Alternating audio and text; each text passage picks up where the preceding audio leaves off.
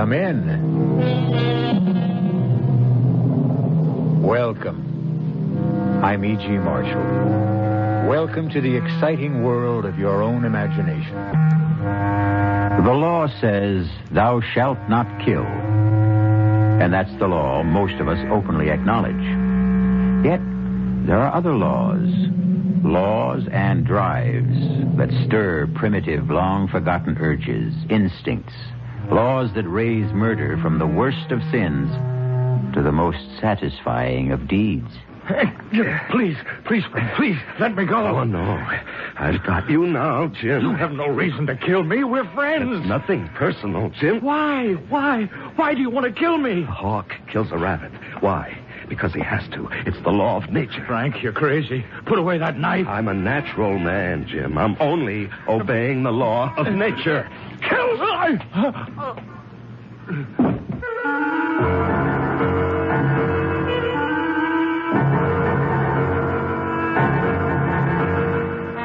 Our mystery drama, The Diary of a Madman, is based on the story by Guy de Maupassant and was adapted especially for the Mystery Theater by Sam Dan and stars Larry Haynes.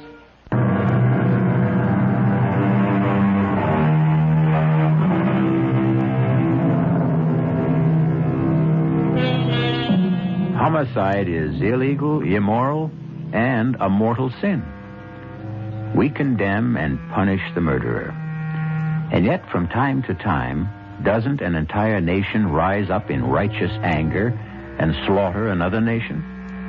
And so, there are those who, naturally enough, ponder the question. If it's noble to kill for one's country at wholesale, why is it base to kill for oneself at retail? These are the thoughts that occupy the mind of a tall, well-dressed, dignified gentleman. He's walking down a deserted street very late one night in the early summer, some 25 years ago. As he passes a darkened doorway, he hears a gasp. What a relief. I beg your pardon. Oh. Is something the matter, miss? Yeah. Oh, it's only you. Me? Yeah, you. I don't believe we know each other, Miss... Wilson. Darlene Wilson. Oh, my glad it's you. I'm afraid I don't understand. Well, you see, I took this job at Benji's Diner. My first night at the job. You know the place? No, I can't say that I do. We'll never go there. Oh, what a bunch of creeps. Anyhow, somebody said this street was a shortcut to the bus stop. And I was walking down the street and I heard these footsteps coming up right behind me. Well, wouldn't you be scared if you was me? Well, I suppose. Oh, I got so scared. I tried to hide in this doorway.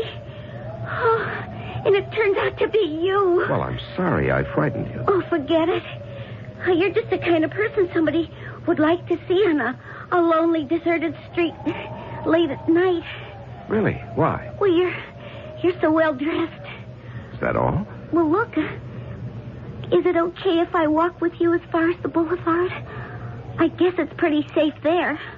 Yes, of course. Do you mind if I ask you something? Please do. I really shouldn't ask strangers such questions, but what's a person like you doing in a neighborhood like this, anyhow? I was looking for somebody. Down here? Yes. What kind of person will you be looking for in this part of town?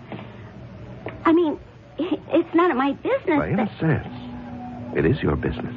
It is? How? Because, I happen to be looking for a person like you. What? What did you say? Person like you. What are you talking about? You see, I have a certain urgent need. Now, listen here, mister. If I was that kind of a girl, No, Darlene. It's obvious you are not that kind of girl. Well, then, what do you want from me? I want your life, Darlene. What are you saying? No, please, get out of my way. Oh, no, Darlene. Let go of me. Let go. No, I can't, Darlene. You can't kill me. I never did anything to you. No, of course not. I don't even you. There's nothing personal in this, Please, Henri. I'm scared. Please leave me alone. Now, please, don't struggle. I won't hurt you. Please. It'll be over very quickly. I don't want to die. Don't please. Oh, what? Why did you do that? Help me, please. Somebody, help me. Some maniac. I'm not a maniac, Darlene. To kill is to obey the law of nature. Nature commands all of us to kill.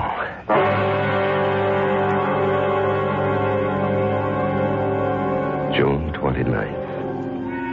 I've done it again. And again. It was so easy and exciting. She struggled desperately. I could feel the wild beating of her heart, the hysterical pounding of pulses. And then the climax of the drama. A single thrust of the blade. And once again, no one will ever know. Who could possibly suspect me? The knife. I carefully cleaned and hid it in my desk.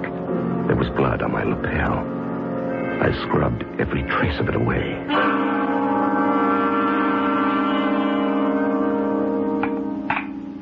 Morning, Frank. Good morning, dear. Everything smells so good. You mean you've regained your appetite? Well, I don't know. I'm starved. Oh, that's wonderful. I've been so worried about you lately, Frank. What did the poet say, dearest? Come fill the cup. Well, fill my cup and my plate with doubles of everything. What's come over you? Well, I feel like a brand new man today. How was the banquet last night? Oh, the usual political nonsense. Anyone want you to run for the Senate? Well, as they say, the feelers were out. Do we want to live in Washington? Oh, darling, that was a bore. I made an excuse and left early. Oh? Where'd you go? Oh, out for a stroll. One of your long walks? Clears the mind. Doris took your coat to the cleaners. The lapels were all wet. Yes, I tripped and fell to the pavement. Oh, you didn't hurt yourself? No. I landed on some grease or paint or something. I tried to wash it off when I got home. Well, you didn't have to bother. Doris said it looked like blood. Oh, it sounds ominous. Anything in the paper? Oh, the usual mess. Plus a nasty little murder. Oh? A young girl who worked in a diner, killed on her way home from work. Oh, killed, huh? Why? How? How? Stabbed to death on a deserted street. Oh, what a terrible thing. She was hardly more than a child. How would you know that? Well, you said a young girl. She was just 18. Oh, but why? Oh, I think it'll turn out to be a lover's quarrel. Really? They picked up her boyfriend. Seems the two of them had been quarreling. About what? Oh, use of the car. Her parents say she was angry because he took it, but he claims it's as much his as hers. Well, what do they have on the boy? Well, he's got bloodstains on his jacket. Oh, well, that doesn't look good. No. He claims he was out riding around. No. Into a fight. Oh, with whom? Well, that's the problem. He'd been drinking and can't remember where or with whom. Oh, why do we talk about these things at home, Frank?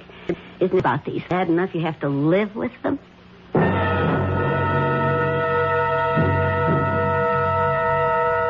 June 30th. Although I'm completely above suspicion, I can't afford to be careless. Not that anyone in his wildest dreams would ever suspect. Still, I should be more careful about my clothes. Last time, there were also bloodstains. And yesterday, I'd forgotten to lock my desk drawer. Of course, Estelle never bothers.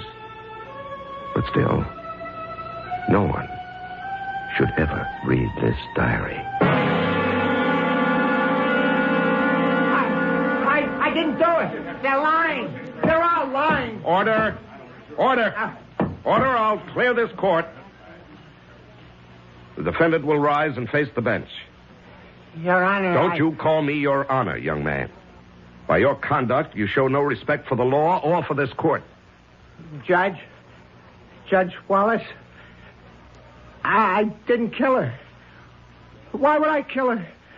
Why? I loved her. Young man, you're being given a fair trial. You have every opportunity to prove your innocence. Judge, please. None of them believe me. What are you saying? Everybody thinks I'm guilty. I can tell. But I was cruising around and I got into a fight. I got the bloodstains that way. I got no alibi, but I didn't do it. You'll have to be seated. And we'll proceed in an orderly fashion. Will the attorney for the people continue his cross-examination?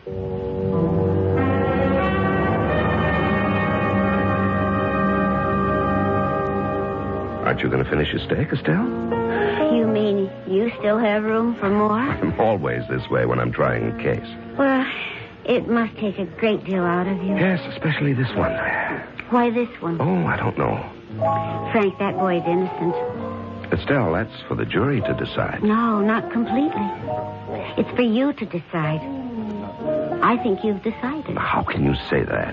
By the way you're handling it. Please, Frank, you may not be aware of it, but... Aware of what? Well, you're favoring the prosecutor. Now, that's ridiculous. Well, then, it has to be my imagination.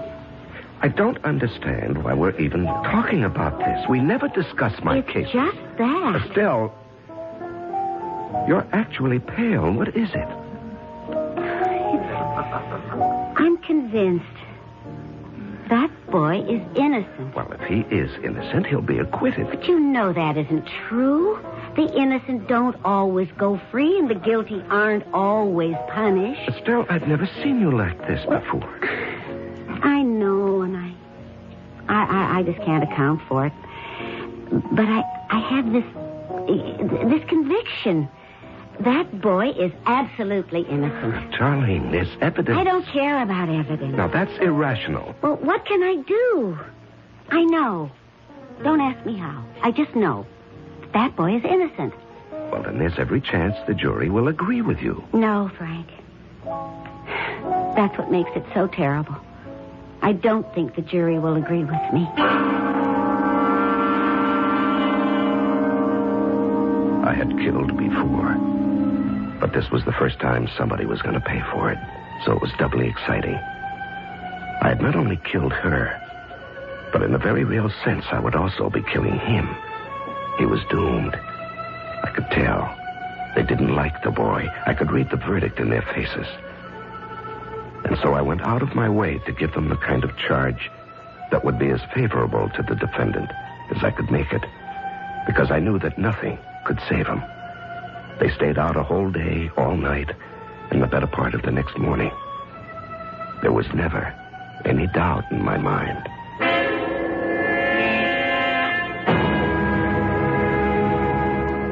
Peter Simmons, you have been found guilty. Have you anything to say?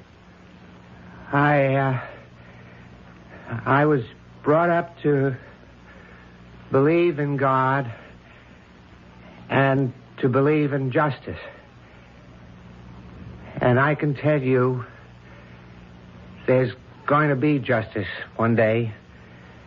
Not today, but one day. And the person who killed Darlene will never be forgiven.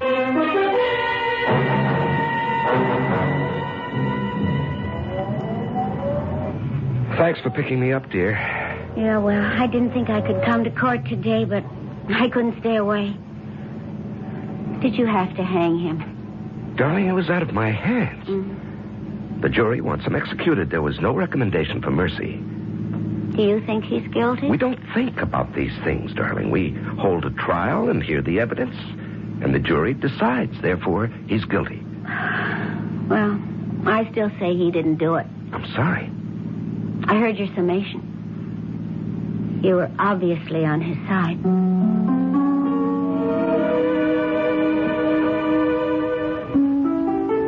November 27th. All of his appeals ran out. He was executed last night. I understand he died very well. But it isn't as if I killed him with my own hands. And it's been a long time. A very long time since I obeyed the law of nature. I'm growing restless.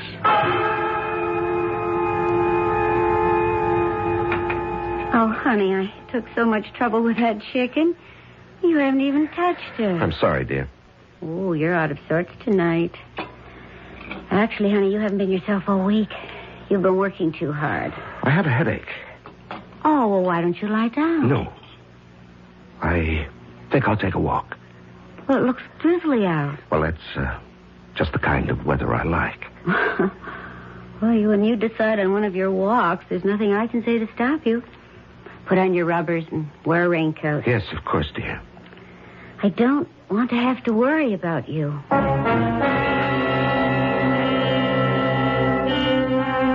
Walking may be good for some people, but it can be extremely hazardous for others, especially for someone who might just happen to run into Frank Wallace. As Frank walks calmly through the rain-soaked streets, he sees a short, slight figure just up the block. And once again, there is the quickened pulse, the rapid heartbeat, the flushed face, and Frank's fingers tighten around the knife in his pocket. We'll be back shortly with Act 2.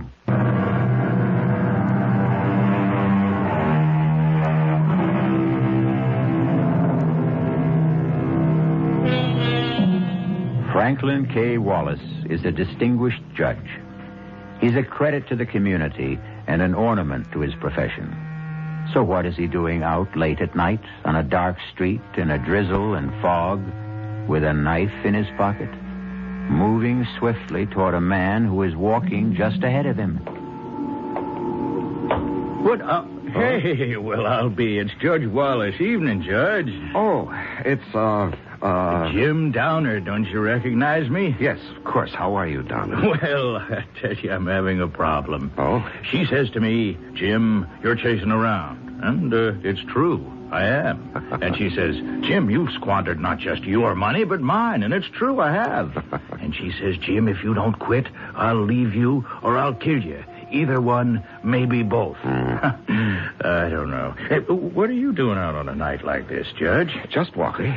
Oh, you don't kid old Jim. Nobody picks a night like this to go just walking. Something's up, huh, Judge? Well, nothing you'd want to write about in the newspaper, darn it. You know, Judge, I need a story in the worst way. I'm up against a deadline. I don't even have tomorrow's column. How about an idea? Well, how about, murder? Murder? Murder. Oh, no. No, I don't think so. Why not? Oh, because it's kind of offbeat, you know. Average person isn't concerned with murder. He doesn't think about killing. Oh, that's where you're wrong, down it. Killing is the law of nature. Every living being has the mission to kill. Well, Judge, I wouldn't exactly say that. Oh, yes, everyone wants to kill. Animals kill ceaselessly every day in order to live. Birds constantly must kill. Well, yeah, but we're not exactly talking about kill, animals. or we cause to be killed for our benefit. Well, it's kind of a gruesome topic. No, killing is almost the same as creating. To make and to destroy. These concepts are the history of the universe. Well, Judge, it's been great running into you, but I have some people down the line. To kill is the law. All right, if you say so, Because Judge. nature loves eternal youth. The more she destroys, the more she renews herself. Well, I wouldn't doubt that for a minute. Okay, I'll see you. Now, just a second. Huh? What is it? I want to show you something. Here, look. Judge, what are you doing with a knife? Judge, let go of me. Are you crazy? No, I'm not crazy. We kill animals, but that's not enough to satisfy. Now, wait a minute. Long ago, the basic need was met by human sacrifice. But now, each man must... Help! Quiet. I always treated you fairly, Judge. I always wrote good things about There's you. nothing personal in this. Please understand that. It has to be done. Judge. Don't struggle, Jim. It'll be over very quickly.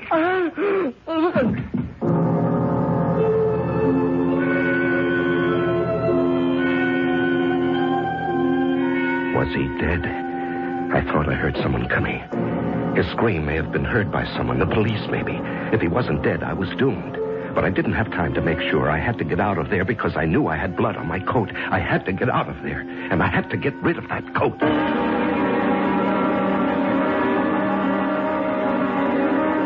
Frank, where's your coat? Estelle, I don't think you're going to believe me, but I gave it away. You what? Yes, you know the legend of the rich man who gives his coat to a beggar. Well, I ran into some poor derelict, and I just gave him... Frank. What a generous thing to do. Well, not really. The coat was getting old, and I was getting tired of it. And I never really liked it. Oh? Let me tell you the latest news. Mm-hmm. Jim Downard, the political columnist on the Herald. Yes? What about him? Well, he was found stabbed on the street. Oh, no. Uh-huh. Is he dead? He's in a coma. Oh. He was unconscious when the police picked him up. Evidently, he'd been attacked. He'd been screaming for help. Well, will he recover? Well, the police are convinced he'll be able to identify his attacker, but, well, he has to regain consciousness. Yes. Estelle. Mm-hmm. I'd like to go to the hospital. I'd like to see him. Oh, I didn't know you were that close with Jim. Jim was, he said he wanted to do a biography on me. Really? Mm-hmm. But you never said anything. Well, it was just in the talk stages. Well, they probably wouldn't permit visitors. Well, the least I can do is go there and ask if he needs blood. Oh, Frank. That's wonderful. The doctor said, sure, he needs blood. And they took a pint of mine, which I thought was only fitting and proper. And then I asked if I could see Jim. And the doctor said Jim was still in a coma, but I could pop inside for a second. There was a cop stationed outside the door. He saluted me, and I walked into the room. He was lying very still. There were all kinds of tubes attached to various parts of his body. As I leaned over to look at him, he slowly opened his eyes. And I knew he was going to live and destroy me, unless I could do something. I could hear the doctor out in the hall. He was exchanging greetings with a policeman. Quickly, I pulled gently at one of the tubes in his arm. I didn't know what that might do, but it was all I had time for. Do you want some warm milk, honey? No, I'll just go to bed. Any news about Jim Downard? Sorry to have to tell you this, Frank, but came over the radio a few minutes ago. Jim Downard is dead. Oh. They said he never really had a chance. January 20th. I had discovered something else. In addition to the thrill of killing, there is also the exhilaration that is felt by the victim. Nature is kind. She also gives the one who is doomed a feeling of the drama.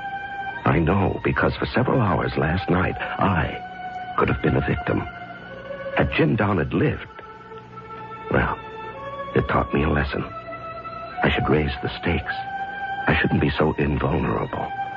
After all, if I am absolutely 100% safe, where is the thrill? Morning, darling. Oh, I see you've prepared a big breakfast. You know, it seems to me that every time there's been a murder, you eat a big breakfast the following morning. Oh? How do you account for that? Well, how do you account for this? Police have suspect in Downard murder. Have they? It's remarkable. It only happened late last night, and they have their man a few hours later. Darling, he's not exactly their man. He's just a suspect. Well, they don't say, but they hint pretty strongly that the evidence against him is rather heavy. Well, now, that's for a jury to decide. I don't know, Frank. I don't think he did it. Oh, no. Here we go again. Well, it's just a feeling. Darling, he'll have his day in court. Well, that doesn't necessarily prove anything. Estelle, are you attacking our system of justice? Did that poor kid, what's his name, Peter Simmons, did he get justice? Well, he got a fair trial. Huh.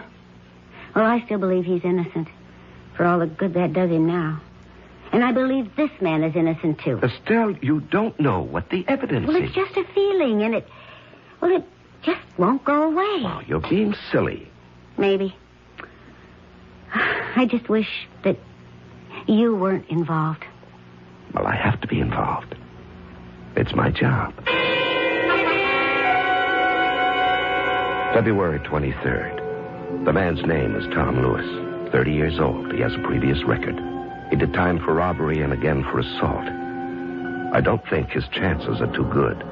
He doesn't have a very good story either. Well, I was just walking along down the street, see, and I thought I heard somebody yell for help. So I wasn't going to get mixed up in it, see, but it was foggy. And I couldn't see, And I guess I must have tripped over him. I could see he was dead, or good as dead. And there was blood. There was blood all over him. And that's how it got over me. And the money, well, all right, I figured as long as he's dead anyhow, he might have a couple of bucks on him, so I reached into his pocket. Your Honor, we should like the jury to examine this $50 bill. I not deny. Bill. Listen. Order. But somebody else had already knocked him off. The accused will remain seated and orderly. Well, I'm being framed. Mr. Lewis, I will not warn you again. The court cannot tolerate these outbursts. But I didn't kill him. February 25. I see now each of my murders has been a masterpiece. I feel like an artist. With this difference, I cannot accept credit for my work. Well, perhaps the day will come when a man will be honored for a superlative job, such as I can do. Meanwhile, I'm not exactly being cheated. No one else wants to take credit for my work either. That's a consolation.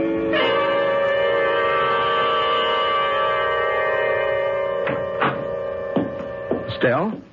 Yes, Frank? Well, now, what are you doing sitting here in the dark? Is it dark?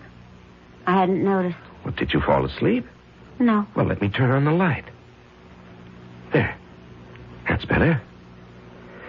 Well, what a day. Did you hear about it on the news? No. The boy. He isn't doing his case much good with all those outbursts. Would you like to go somewhere for dinner? I don't feel like eating out. Oh, well, that's all right. I just assumed. The truth is, I don't feel like eating at all. What's wrong? That's a good question. How can I answer it? Estelle. I don't have the faintest idea of what to say or what to think.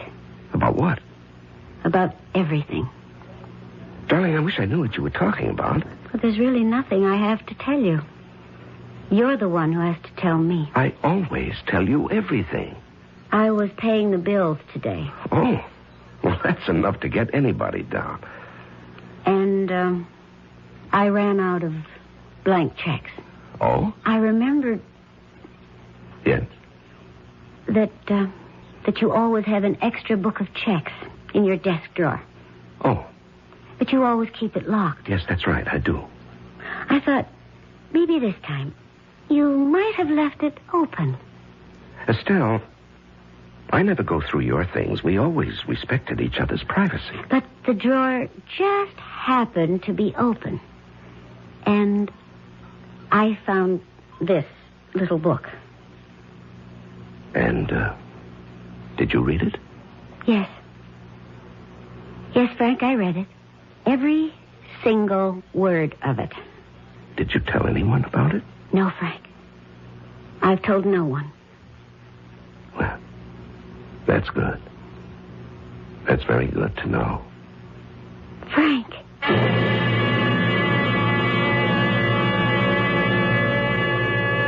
How would you like to poke innocently through your husband's desk and come up with a diary like the one you've been listening to?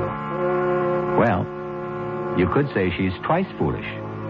First, to find the diary, and second, to let him know it. We'll let you know what happens when I return shortly with that. Might have left.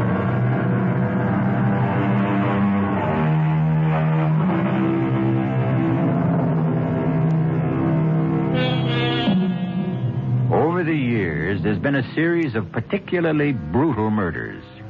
You are the wife of a distinguished jurist who has presided over most of the trials. and sent the supposedly guilty to death. Now, you find a diary in which your husband claims that he is the killer. Frank, what are you going to do? What do you mean, what am I going to do? Well, you killed those people. This boy, this one who's on trial now for the murder of Jim Downard, he's innocent. No, dear, he's guilty. But I just read your confession. And Peter Simmons, who was hanged for killing his sweetheart. Well, you admit you killed her. Darling, please, sit down. You're becoming hysterical. That's right, I am. I have every right to become Estelle, please, will you listen? But to what? To the truth. I've just read the truth. Darling, listen. Now, for many years, I wanted to write a book. What? Now, will you please just listen?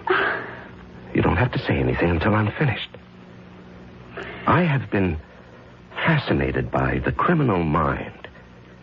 And so after a particularly brutal, apparently senseless murder is committed, I try to place myself in the mind of the killer. What does he think? The way you put it, murder is obedience to a natural law. That's poetic license, dear. What do you mean? We kill, not for gain. Oh, we think we do. We think we kill for money or for passion, but the truth is, these are just pretexts. Now, we kill because of an ancient urge. And when the urge becomes strong enough, we take advantage of any pretext that comes up. But I'm not aware of this urge. And neither am I, dear. It's been refined and civilized out of us, but there are lower types. You see, the Tom Lewises, but the Pete why? Simmons. Why what? I don't know. Estelle, do you believe that I killed these people? Well, there it was in your own handwriting. Oh, Estelle, could you actually believe me capable of murder? I don't know. It was such a shock, and I was so frightened. Darling, we've been married 20 years. Don't you know me there is to know about murder? Thought I did. And then I happened to remember certain things. Like what? Well, one of those. Each time there's been one. What murders? You just happened to be out walking. Well, there is such a thing as coincidence. And when that girl was killed, well, you did have stains on your coat. Oh, darling. Would you hang me on circumstantial evidence? Well, you hung Peter Simmons on circumstantial evidence. And circumstantial evidence is tightening the noose around Tom Lewis's neck every day. Do you seriously believe? No. I believe you. Well, that's better. I believe you. Because I have no alternative. February 27. How could I have been so stupid? Why did I leave that drawer unlocked? I'm sure there are psychologists who would say that I want to be caught, but that's ridiculous. Does she believe me? Does she? Or do I have to kill her? Kill Estelle?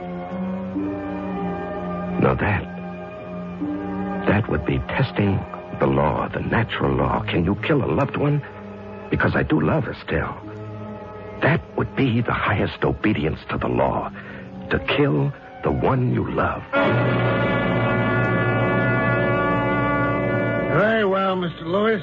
You expect this court to believe that you just stumbled across Mr. Downard's body in the dark?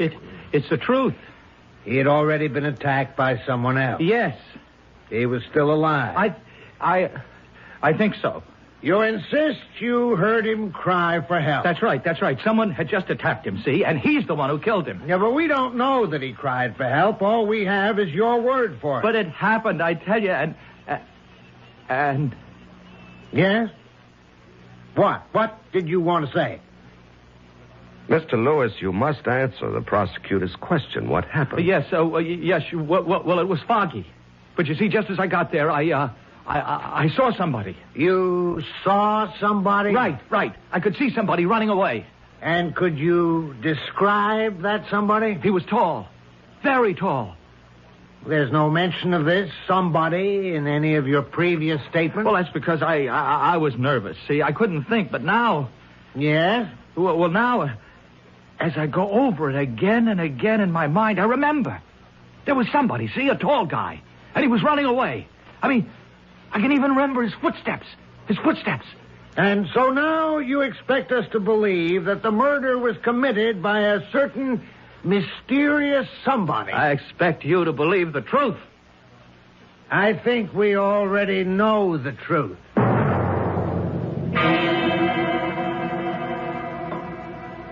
You heard about today's testimony, Estelle? Yes. He claims that a tall, mysterious stranger was running away from the scene. Yes, I know about it. I was out walking that night. And I'm tall. Exceptionally tall. Yes. And if you want to add it, I came home without my coat. Now, why would I do that? To get rid of it. And why would I want to get rid of my coat? Because of the stains, naturally. Oh, please, Frank. How are we going to live with this, Estelle? You suspect me of being a killer. I never You said don't that. have to say. I can tell by your face, by the tone of your voice, you suspect me. I don't know. I don't know what to think. Well, you think I'm a killer. Shouldn't you want to stop me? How? Even if I believed it, who would believe me? I'm sorry, Estelle. I'm sorry for both of us. I should have never written a book like that. You should never have read it. I don't know what kind of life we can have together. You'll never know the truth. But I will, Frank, I will.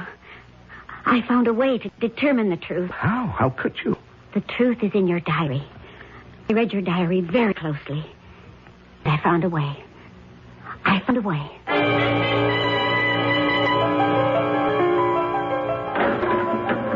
Who are you? That's not important, Tom Lewis. How'd you get in here? It wasn't easy. Now, what do you want? I want to save you. Yeah, why? Listen, I pulled a lot of wires to get into this prison. I'm the only chance you've got. Who are you kidding? I got no chance at all. Unless you can work Miracle. How are you at Miracle, lady? Just pull yourself together. You have a job to do. Now, look, lady, I don't know who you are, what you want, but it ain't going to work. You have absolutely nothing to lose. Now, just tell me, was there or was there not a tall man who ran away as you approached? Yeah, I told the prosecutor. Now, you just didn't make that up in the desperate hope someone might believe it. Lady, I don't have to lie. I got nothing to lose. There was someone. Tall? Yeah, tall guy. And that's all you could say about him? Well, he was tall and kind of athletic looking, you know. Good build. He moved fast. I see. Hey, lady. Hey, what's the matter? Come on, what are you crying about? Oh, nothing. Oh. Now, do you want to be cleared of the murder charge? Huh. Just like that, huh? Well, almost. Why should I be clear? Because tomorrow, you'll stand up in court and admit you killed Jim Leonard. Oh, great. And that's going to clear me? Yes. Oh, lady, why don't you leave me alone? I got a tough one now. Do as I tell you. You mean you want me to just jump up and holler, I killed him? Yes, and then you go on, and this is what else you'll tell them.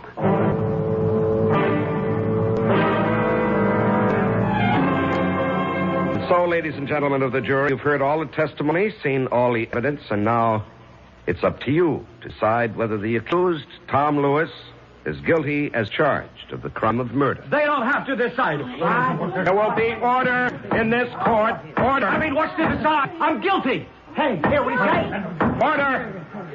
Order. The prisoner will be seated. I'm guilty. Do you see? I don't know what those clowns on the jury think. I killed him. I killed Jim Leonard. I killed him. I'm proud of it. I'm proud of it. Sure, I killed him. What's wrong with that? Everybody kills sooner or later. We're all killers, you see.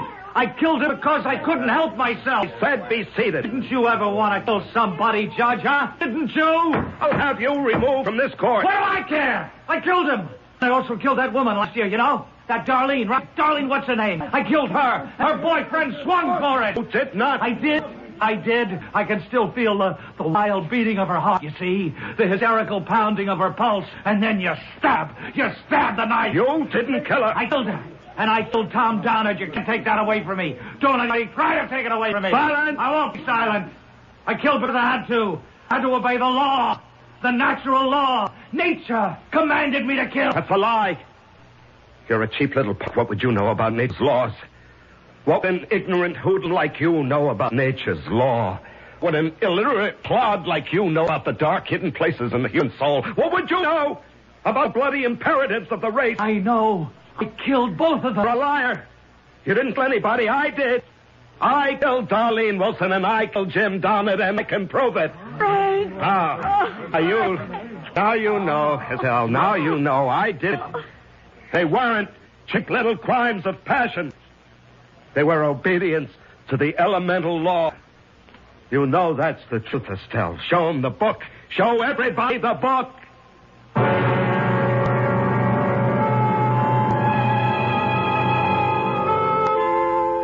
Well, they were all set to throw the book at ex-Judge Frank Wallace, but, of course, the plea was insanity.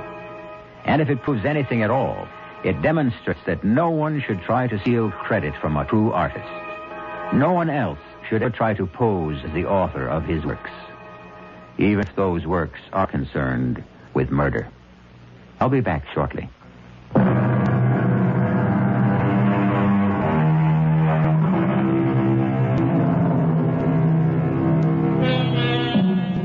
You've heard him say, murder will out.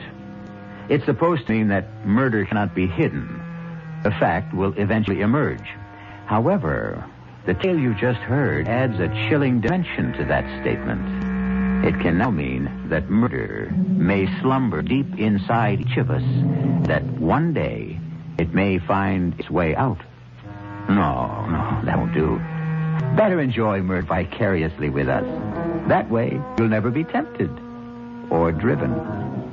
Our cast included Larry Haynes, Evie Juster, Robert Dryden, and William Redfield. The entire production was under the direction of Haim Brown. This is E.G. Marshall inviting you to return to our Mystery Theater for another adventure in the macabre. Until next time, pleasant dreams.